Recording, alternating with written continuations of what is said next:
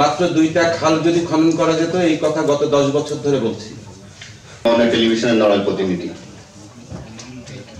আসসালামু আলাইকুম। দৈনিক বণিক বার্তা এবং এখন টেলিভিশন নড়াইল জেলা প্রতিনিধি হিসেবে কাজ করছি।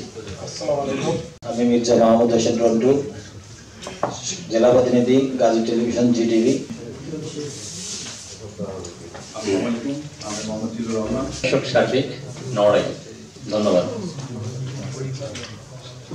আমি এর আগে জেলা প্রশাসক হিসাবে নিয়োগ করেছিলাম, এটা সেকেন্ড স্টেশন। তবে আমি মেহেরপুরে যোগদান করেছি 31 অগস্ট, এই বছরই 31 অগস্টে যোগদান করেছি, আর এখানে যোগদান করেছি 16 নভেম্বর 2025। তো আমরা এখন প্রত্যাশা করবো আপনাদের কাছ থেকে সুনির্দিষ্ট মতামত। ধন্যবাদ সকলকে। কিছুদিন পরে আমরা এই সুযোগটা পাই আর কি। এরপরে যে আলোচনা করি, সেই আলোচনার কতটুকুন যে আসলে আমরা নিতে পারলাম অথবা দিতে পারলাম, আমার এই 24 বছরের অভিজ্ঞতায় আমি আমার থলিতে কিছু পাই। জমিতে মাছের চাষ হয়, কৃষি নির্ভর এই জায়গায় রপ্তানি, গণযোগাযোগে যে কারণে একটা জায়গার অবস্থানগত উন্নতি। কোথাও কোথাও 10 টাকা থেকে বেড়েছে।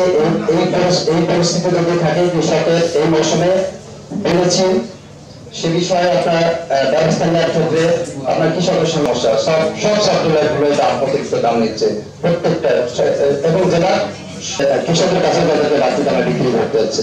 এখন কতটুকু কৃষক, আমার বক্তব্য, আমরা সাংবাদিকরা বড়ই নিরাপত্তাহীন। এই বাংলাদেশে 70 জন সাংবাদিক খুন হয়েছে।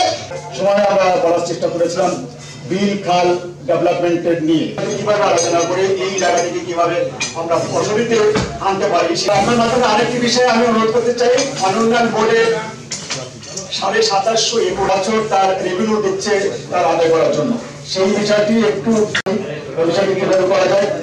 আমার ছোট্ট একটি প্রস্তাব হলো যে নড়াইল শহরের মধ্যে বাস টার্মিনাল, আপনি হাসপাতালের অপোজিটে, এবং অনেকের সুন্দর সুন্দর বক্তব্য পয়েন্ট আমি পেয়েছি। তো আজকে ডিটেলস না বলে আমি সংক্ষেপে শেষ করে দিই। আপনাদেরকে বসিয়ে রাখাটা আমাদের জানিয়ে লাগতেছে।